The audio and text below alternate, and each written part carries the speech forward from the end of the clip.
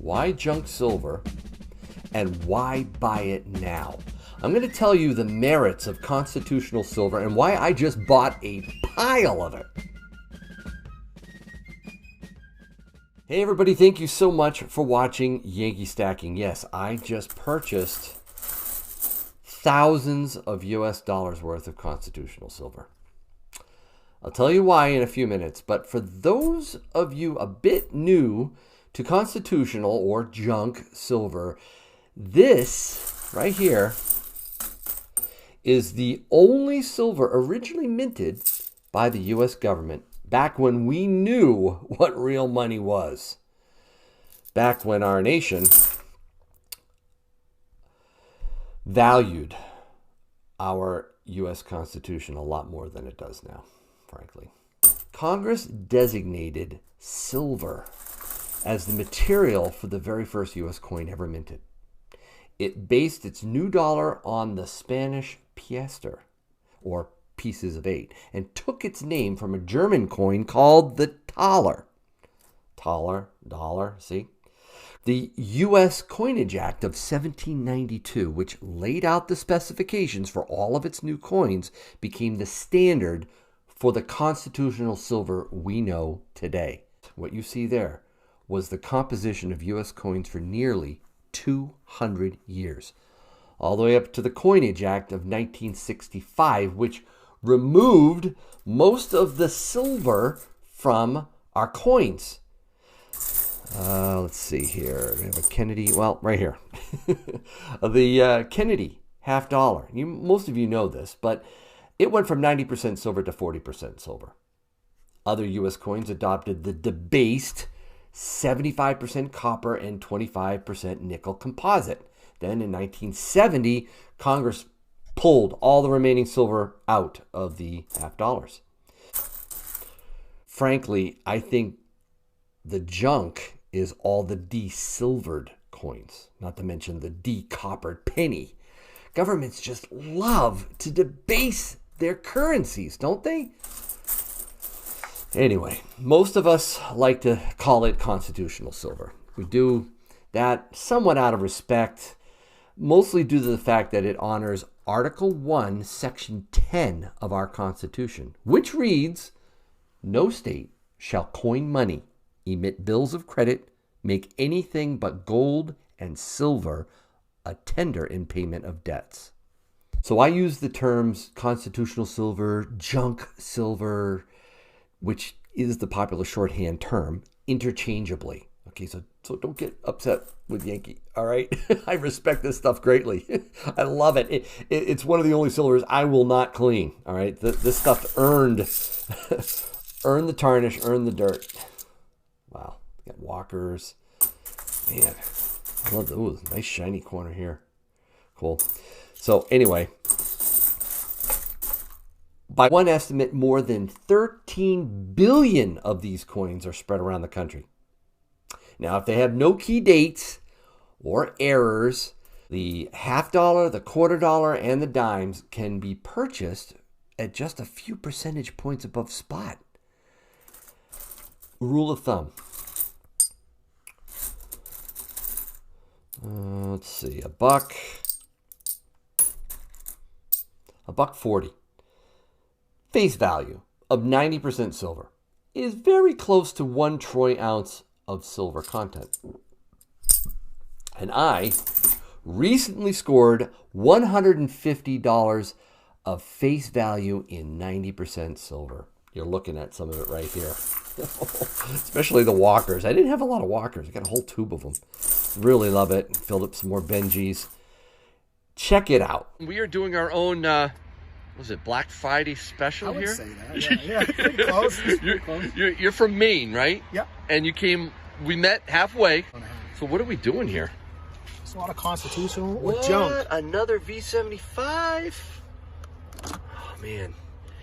Have you seen what they're going for, like, as of today? No, they were $300 now. That sounds about right. Yeah, they're dropping. They're dropping. And I advise people to get the flip in while they can. But this stuff, whoa! What are we looking at for face here, Dave? 150. $150 face. It's pretty much full. Yeah, man, you have your own little personal guardhouse box building here. Yeah. You get half dollars, right? Yep. These are your quarters. Yep. Nice. Lots of dimes. I love dimes. Oh, I do too, man. Rosies and Mercs. So. That's how I started with the dimes, man. With my dad, that was the best. And you know, I would build rolls, eBay, local coin shop. Oh, yeah. And over time, you don't realize how fast it builds up. You know what I'm saying? Yep. It's just like, whoa. It does. It's like, because I'm kind of a new stacker, like maybe a year and a half. Okay, good. Good for you. And fun journey, isn't it? I tell you what, this is the most addictive savings I've ever done. Now tell me and everyone else, why are you selling this? Because I normally, I ask, and I don't want, and you can be as specific or general as you want, but I tell people, buy it, but don't sell it, right? Yeah, I mean, honestly, I don't want to sell it, but, you know, I want to help my dad out because, you know, cancer and, you know, you just don't know about tomorrow, you know what I'm saying? And this, I'm a lifelong stacker, so this will come back at some point. Okay, you know good. Now, these are Mercs, right? Yep. Do you mind me counting? Are those Mercs? I mean, they could. Do you mind me taking a quick count of a roll? Yeah, go for it. All right, appreciate it. Making absolutely sure I had the right amount in there. Yeah, it's all there. Yeah.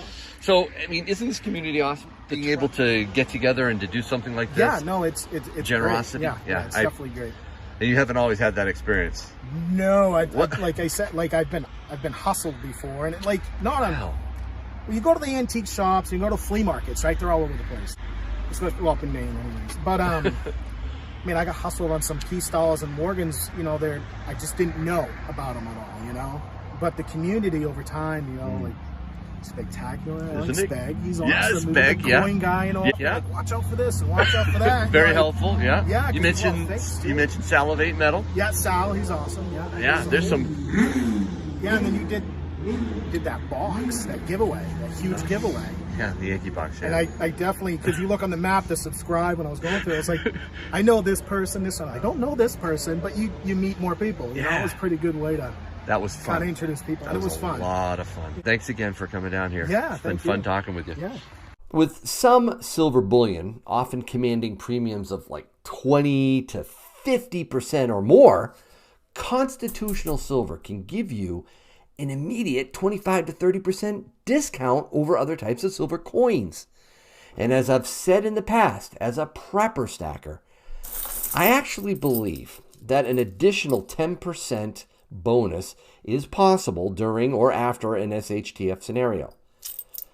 As education over what silver coinage is and how it can be bartered grows, I think many might simply just lump these coins in with 3/9 fine silver bullion and just treat it like silver.